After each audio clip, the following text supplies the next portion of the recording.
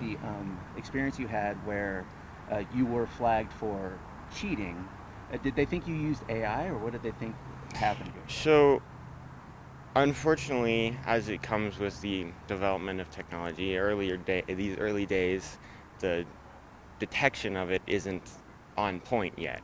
So I tried to pad out an essay. It was supposed to be 10 pages, and I just kind of added a bunch of fluff, as you would. Really, I was only saying maybe like 4 pages worth of stuff, but I got flagged because I was just throwing out random stuff, and it was kind of unfortunate because I didn't cheat. And it was just an annoying process to have to talk to my professor and say, like, hey, look, man, didn't cheat. I don't know what to tell you. But at the end of the day, I can understand where professors come from when they say, you didn't actually write this, so it is plagiarism. I feel it's pretty helpful in certain circumstances, but it's also taking away the experience of actually doing that work and learning how to be a good writer. So it's useful in a very select circumstances for me. I know you can use it to just write the whole essay, but I feel like that's kind of shooting myself in the foot a little. The district has seen kids try to use AI, and it was pretty obvious that they got busted. Yep, there's times where they'll copy and paste the prompts into it where it's clear that they didn't do the work, or maybe they'll have an online class and they finish 5 assignments overnight that should take a couple weeks. I mean, there's some of those that they're pretty clear that it wasn't their own work.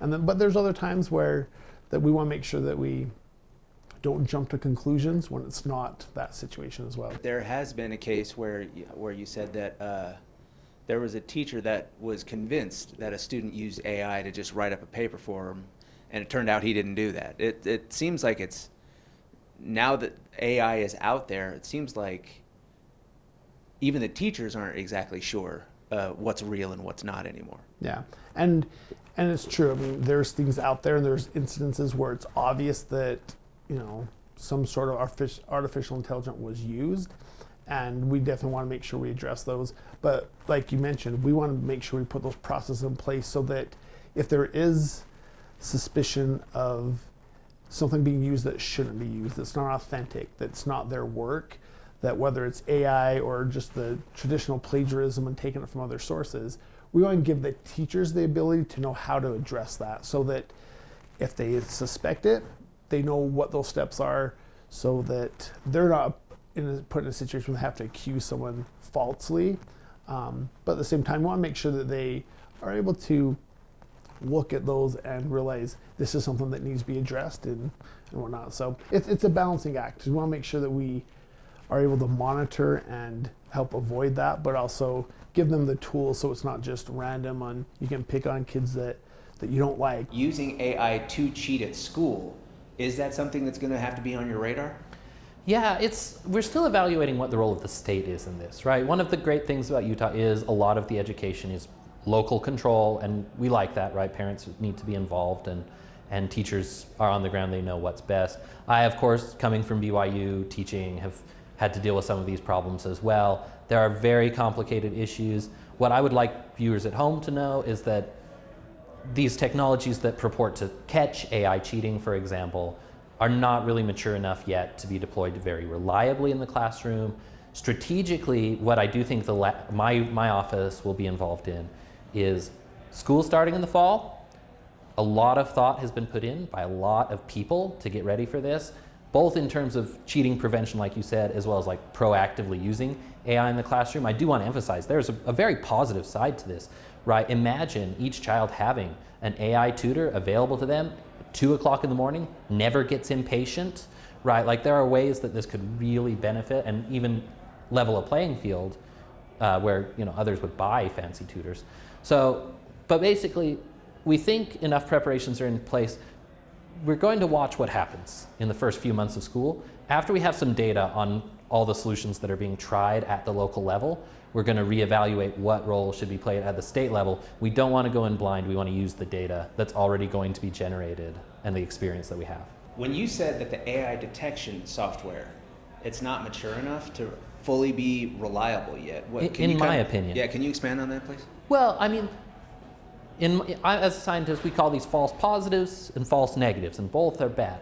A false positive would be the AI says you're cheating and you didn't cheat, right? That's a serious problem. And there are good reasons that, we shouldn't allow the deployment of tools that are going to falsely accuse too many people. On the other hand, there's false negatives, which is where someone cheated and it doesn't get caught. And in my opinion, generally speaking, these tools yet don't have the false positive and false negative rate low enough for it to be justified being used without a human guiding. I think, some of these tools aren't being used maybe to flag things that merit further looking by the teacher, and that might be more appropriate. But in terms of just letting the technology do it by itself, in my opinion, it's not there yet. Is it the kind of thing where if you screen it through a bunch of different programs, it might have, say, a better kind of result, or are they all kind of the same as far as false positives and false negatives? I don't have hard data to back up on that question. There are times when that is what happens. I haven't seen convincing evidence that this is really the right way forward yet. So it kind of going back to, there was that story that I told you about how in a school district in Tooele, there was a teacher that was absolutely convinced that a student cheated and basically wouldn't accept it. And then they screened it a few times under AI detection software, and they determined that it was original work. We're at a stage where AI can be so convincing where the teachers can be very confused over what they see, whether it's real or not. Do you see it that way, or am I wrong? Yeah, I see these things as very case by case. I certainly face some of these difficulties managing a large class at BYU. I had one large class where, in 1 week there were many students who were flagged as potential cheaters. And my own practice, I put it through triple human review before I took any action. I had 3 separate humans look to make sure, because it's just hard right now. Investigating cheating in general is very hard, with or without this technology. The technology just brings different complexities to the issues, in my mind.